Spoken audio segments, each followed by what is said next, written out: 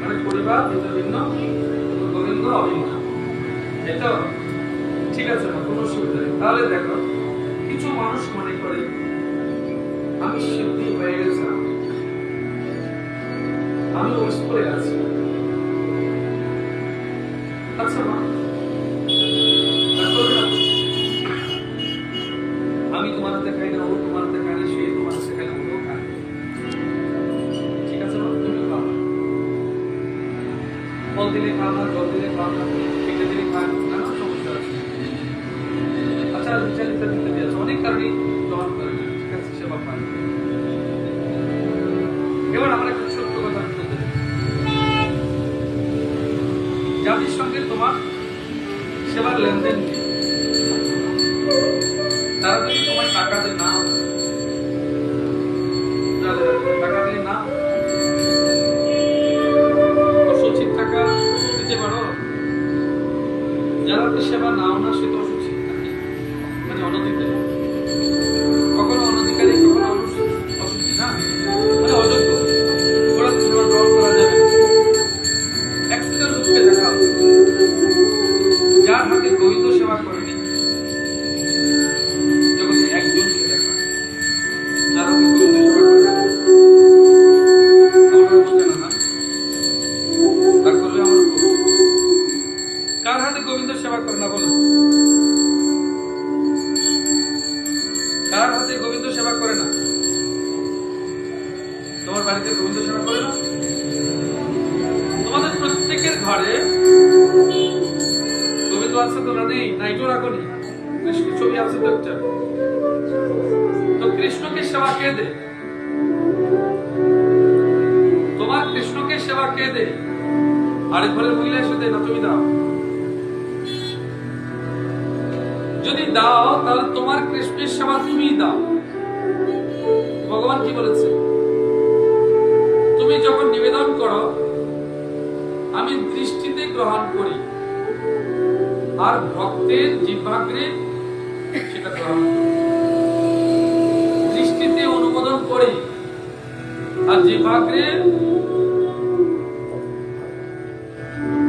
ভক্তের জিহ্বাগ্রে সেটা গ্রহণ করি। এই জন্য সবার আগে ভক্তকে প্রসাদ দিতে হয়। যার প্রসাদ আগে দিতে হয়, গোবিন্দকে ভোগ লাগিয়েছো, ঠিক আছে, সে অনুমোদন করে দিল, কিন্তু প্রসাদ গ্রহণ করবো কিভাবে? ভক্তের জিহ্বায়। এখন দেখো, যাকে তুমি বসতে দিলে না, ধরতে দিলে না, খেতে দিলে না, ছুতে দিলে না, সে বলেছে মা, গুরুদেব, আমি আপনাকে এক বস্তা চাল দিয়ে দেব। আর রাগ করবে তো বলবো না, তাহলে কিন্তু আমি দিয়ে চলে যাবো। তোমাদের চক্ষুটা একটু খুলতে চাই, ভিতর থেকে মা পরিপূর্ণ নোংরা হয়ে গেছে না, মনটা এতটা পুরো নর্দমায় ভরে গেছে, রাগ করবে না, এতটা পুরো নোংরায় ভরে গেছে। মানুষকে ঘৃণা করতে করতে কোন জায়গায় নেমেছো জানো? পশুকুলে জন্ম হবে। তোমরা অনেকে বলছো আমি তো বৈষ্ণব, তুলসীর মালার গলায় আছে, আমি বৈকুণ্ঠ পাবো। কিন্তু ভগবান কি তোমায় কখনো বলেছে বৈকুণ্ঠ তোমাকে চতুর্ভুজ দ্রবী প্রদান করবে? বৈকুণ্ঠ বৃক্ষ আছে, লতা আছে, প্রাণী আছে, গাছ, ওইসব হবে যে সারণ আছে, করে দেখো, ওইসব লাভ করবে। যেই রকম স্বভাব করছো এখন, সেই গুণে যাবে, কোনো বাক্য লিখতে হবে, যাবে, সেই প্রাণী দেহ লাভ করবে। তো গুরুদেব বলেছে তুমি চান্ডালিনী, অসুচি, তোমার তো তোমার হাতে সেবা নেওয়া যাবে না, খাওয়া যাবে না। এতটা পরিশুদ্ধিতা হয়নি, শুদ্ধ চিত্ত হয়নি বলে এখনো গোবিন্দের দর্শন করনি।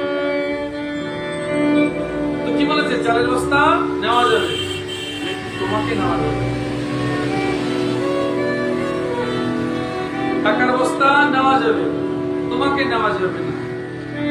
জল নেওয়া যাবে, তোমাকে নেওয়া যাবে না। বাজারে ব্যঞ্জন তৈরি করবার জন্য সবজি নেওয়া যাবে, তোমাকে নেওয়া যাবে না। আচ্ছা মামা একটু বলো, আমি অনধিকারী, আমি অপবিত্র, আমি চান্ডালী, আমার দেওয়া বস্তু সব নিতে পারবে, টাকা নিতে পারবে, পয়সা নিতে পারবে, চাল নিতে পারবে, ডাল নিতে পারবে, সব নিতে পারবে, আমাকে নিতে পারবে। কেন মা? কেন বলো? এই বছর তোমার গর্বিত। মহাপ্রভু এটা বলেছিলেন, নিত্যানন্দ প্রভু এটা বলেছিলেন। নিত্যানন্দ প্রভু যখন নাম দিতে যায়, প্রেম বিতরণ করতে যায়, তো তোমাদের মধ্যে চাঁদনি দেওয়া আছে, বলছে ঠাকুর তুমি এদিকে এসো না, তোমার যা চলে যাবে। তো তাই নাকি? ছুটে এসে জড়িয়ে ধরেছে, নাম বলো, কৃষ্ণ নাম বলো, হরে কৃষ্ণ বলো। তখন মনে পড়েনি তোমার? একবার ঘৃণা করবার আগে মহাপ্রভুর নামটা মনে পড়ে না, নিত্যানন্দ প্রভুকে মনে পড়ে না। আমায় একজনের নাম বলো যে নিত্যানন্দ প্রভু মহাপ্রভুকে ঘৃণা করেছে। ওরা ঘৃণা করেছে কাউকে, তোমরা ব্রাহ্মণ নয় বলে, অমুক নয় বলে, তমুক নয় বলে ঘৃণা করো। তোমরা তো আবার কিছু কিছু ব্রাহ্মণকে ঘৃণা করো। যখন ব্রাহ্মণকে ঘৃণা করো তখন এটাও ভাবো না মহাপ্রভু নিত্যানন্দ ওরা কি ছিল, যাদেরকে তোমরা পঞ্চতত্ত্ব বলো তারা কি ছিল, যে হরিদাসের গল্প বলো তিনি পূর্বজন্মে কি ছিলেন, ওনার জন্ম কোথায় হয়েছে, কবে মুক্ত হবে মন, কবে বিশুদ্ধ হবে মন, কবে শুদ্ধ চিত্ত হবে। ভগবান স্বয়ং বলছেন যে ঘরে ভাগবত শাস্ত্র নেই তাকে কি বৈষ্ণব বলা যায়? যে ঘরে ভাগবত শাস্ত্র নেই তাকে কি বৈষ্ণব বলা যায়? খুলে দেখেছো মা কখনো? প্রেম দিয়েছ, ঘৃণা করবার বেলায় সবার আগে ছুটে আসো। প্রেম দিয়ে তো দেখো, দাসী পুত্রীর ঘরে ভগবান সবার আগে ছুটে গেছেন বিদুরের ঘরে। বিদুরের স্ত্রীর হাতে গ্রহণ করছেন, ওনাদের হাতে গ্রহণ করলেন। পশু কুলে জন্মগ্রহণ করেছেন, পক্ষী কুলে জন্মগ্রহণ করেছেন। তাদের ঘরের মেয়ে জাম্বতী গ্রহণ করেননি, জাম্ববান খেয়েছিলেন, গ্রহণ করেননি। তো ওনাদের সবার প্রতি ভগবানের ঘৃণা নেই, তোমার কেন ঘৃণা দেবে? তুমি কোথা থেকে এসছো তোমার? অর্থাৎ তুমি বৈষ্ণব হয়ে গেলে কিন্তু বৈষ্ণবতা প্রাপ্ত হওনি। বৈষ্ণব হয়েছ কিন্তু বৈষ্ণবতা লাভ করনি। কণ্ঠে তুলসীর মালা দিয়েছ, বলেছে লোক তুলসীর মালা দিলে মিথ্যে বলা যায় না। আমি তোমাকে ভিন্নভাবে বলি মা,